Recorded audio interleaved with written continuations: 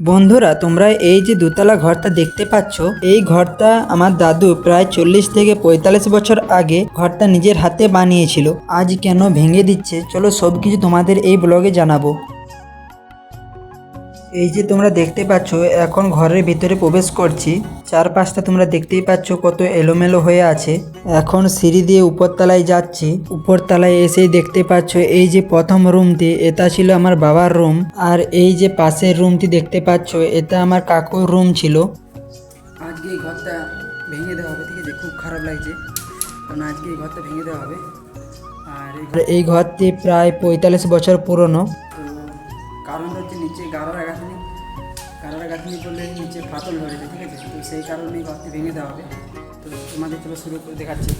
এখন চলে এসেছে একদম উপর ছাদে। তো তোমরা দেখতেই পাচ্ছ এখানে দুই দাদা ঘরটি ভাঙার জন্য এসেছে। এখন তোমরা দেখতেই পাচ্ছ ঘরটি এখনো ভালো আছে, তাও ভেঙে দিতে হচ্ছে, কারণ নিচে যে প্রথম তালাতে আছে ওই তালাটি গাড়ার গাঁথনি, মানে উপর তালাটা যেমন সিমেন্ট দিয়ে তৈরি করেছে, কিন্তু নিচের তালাটা হলো মাটি দিয়ে, এই জন্যই ভেঙে দিতে হচ্ছে। এই তো দেখতে পাচ্ছ ঘর ভাঙার কাজ শুরু হয়ে গেল। এখন মেশিন দিয়ে ভাঙা শুরু করেছে। থাকার জন্য ভয় করছে, ঠিক আছে? উপরতলা ভাঙতে কি বলবো বন্ধুরা, এত খারাপ লাগছে, কিন্তু তাও ঘরটা ভাঙতে হচ্ছে, ঠিক আছে? কিছু করার নেই। তো যাই হোক, কখন উপরতলায় যাই, দাদার জন্য চা নিয়ে যাচ্ছি।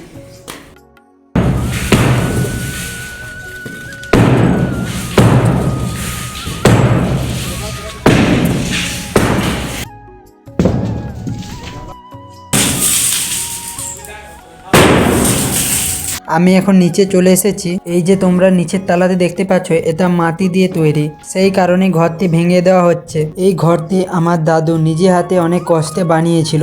বন্ধুরা, তোমাদের আজ অনেক কিছুই জানালাম। আজকের এই ব্লগটা এখানেই শেষ করছি। লাইক, শেয়ার, সাবস্ক্রাইব করতে ভুলো না বন্ধুরা।